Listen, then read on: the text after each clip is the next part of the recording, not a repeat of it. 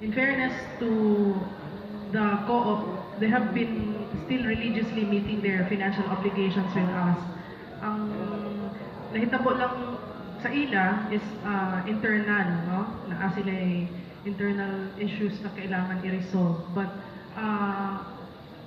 with the recent ruling of the Supreme Court, Court of Appeal, sorry, na naanagay klaro kung kinsa ang modala sa electric cooperative diha sa Daneco, sa Davao del Norte area. We are also supportive of whatever action himuon ang Department of Energy, ang National Electrification Administration, and of course the other sectors involved in the power industry, in the distribution sector of Daneco, as distribution sector, where Daneco is where Daneco belongs. So kung makabayad lang sila, current maghihapon ilang payment with us,